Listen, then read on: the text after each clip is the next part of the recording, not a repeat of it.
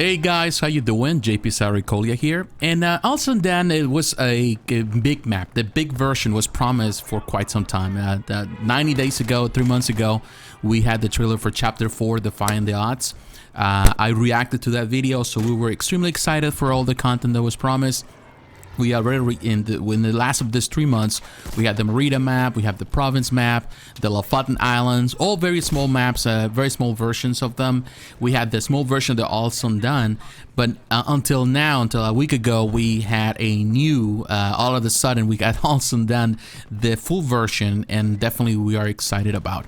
I already played it. Because of my schedule, I haven't had a chance to really play it in depth, but I got the chance to play it for a few hours. So definitely I have a more understanding of this map and the good and the bad. So in the next couple of minutes, I'm gonna share with you how I feel about the map, my first impressions, of course, and to let you know how I feel and if this is a good map and a good addition to Battlefield 5.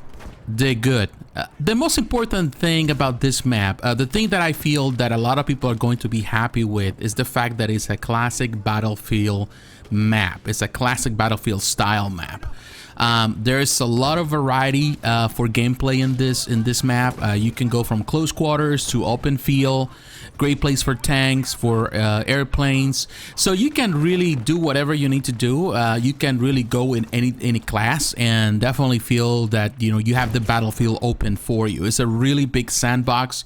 There's a lot of free room to move around, so you can go to the mountains, you can go to the valley, you can go hide in some of the buildings. There's a lot of places where you can really work around.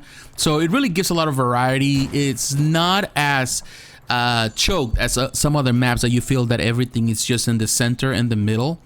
Something that happened with Merida, you feel that everything's in the middle. Of course, this is a lot larger than that. It's a full-out war. I do like the lighting effects, and the map is beautiful. I think it's well designed. There's some parts that you might feel that the map needs some work or rework on some of those point areas, but for the most part it is it's a well-designed map. It takes a lot of cues from other maps, from Battlefield 3, Battlefield 4, Battlefield 1. And I like that. I like the lighting. I would say the lighting is not as good as Mercury. I actually prefer Mercury, but definitely it's a fantastic place for all type of gameplay styles. And definitely another factor that I feel that a lot of people are going to love this is because of the snipers. If you love sniping, if you're a good sniper, there's so many places where you can hide. There's so many places where you can actually just go out of town. You can really go on a killing spree as a in this case as a sniper, which is not good for the people that hate snipers, but definitely it's good if you want to get better at your sniping skills. Definitely it's a good place to start. Now the bad, even though there's a lot of great things in this map and I really like it, there's a lot of things that I feel that the map needs some work on, particularly the tank sniping. There's a lot of tanks, which is good. If you love tanks and you want to improve your tank performance or your abilities, you want to rank up, this is a good place to do it. However, you're going to get a lot of tank snipers, particularly from spawning places outside the map. They're gonna hide behind, I would say, on top of mountains or behind some constructs, and they're gonna be sniping all the time. And that's something that can get annoying, particularly you love infantry.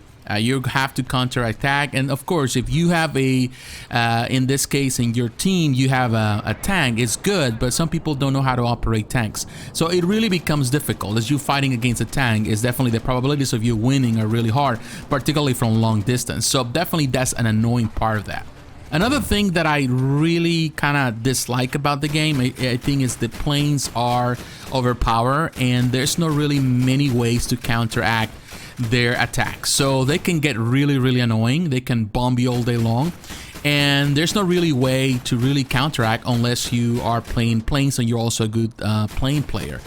I'm always been more for this case for infantry work on Battlefield, so I'm not really a good plane I would say operator, and it's not something that really catches my attention as much, so I feel that that's another minus of this game. It can get annoying, and also it can really give room for cheap deaths, and also for advancement of the opposite team in an unfair manner.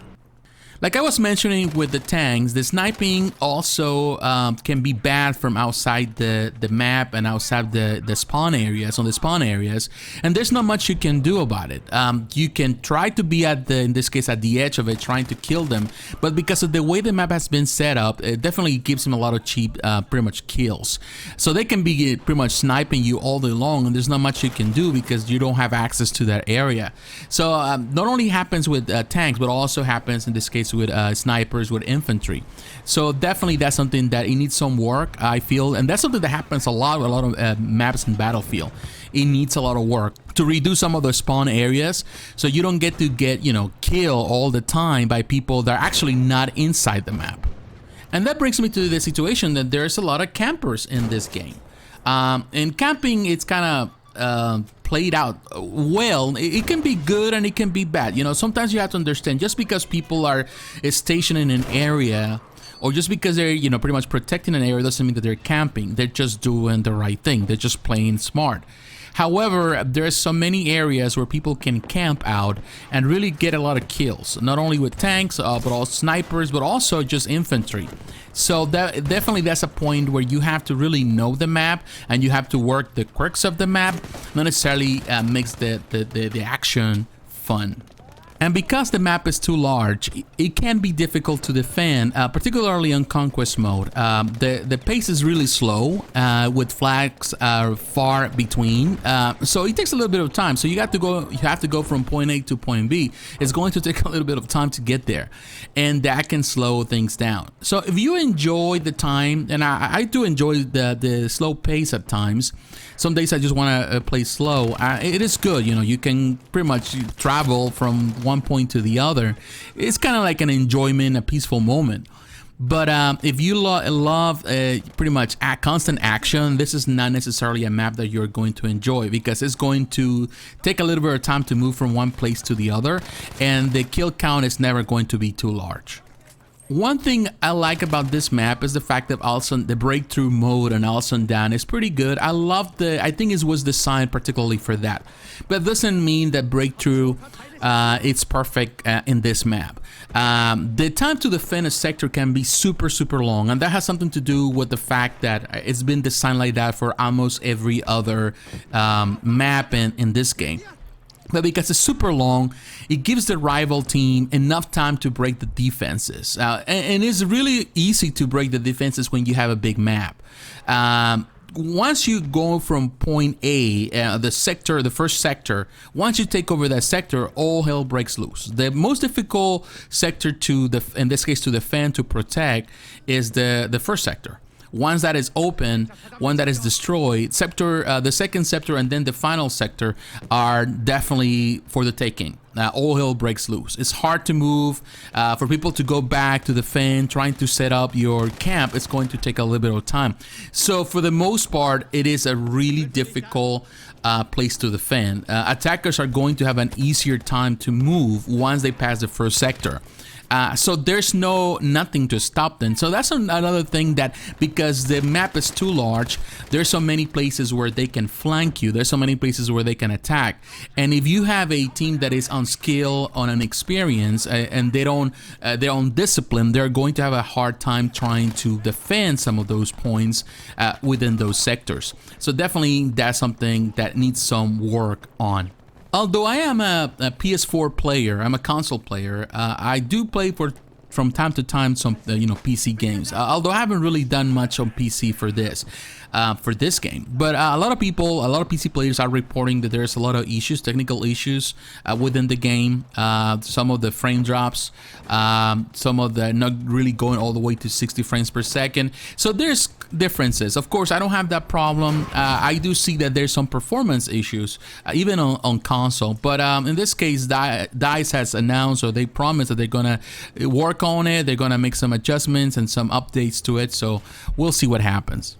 Well, in conclusion, the map is really large, and it's good and it's bad. There's a lot of open field. You can do all kind of things. Snipers are going to have a delightful moment here, although there's not going to be much action per se, because being so large, you have to be pretty much searching throughout the landscape for enemies to combat. There's a lot of flanking routes. There's a lot of spanning options. So you're going to have to always be on your toes, because they can be right behind you, right next to you, on the left, on the right. So there's so many places that they can be. So definitely will keep you on your toes. And this can be good and also can be bad, depending again on your squad, depending on your team, how organized they are, how well advanced they are, how do they know the landscape. So definitely you have to know the landscape well in order to succeed in this map. I really enjoy it. I'm not gonna say that I dislike it. I enjoy it more than other maps in Battlefield 5. I don't think it's better than Mercury, other maps that I actually enjoy the most.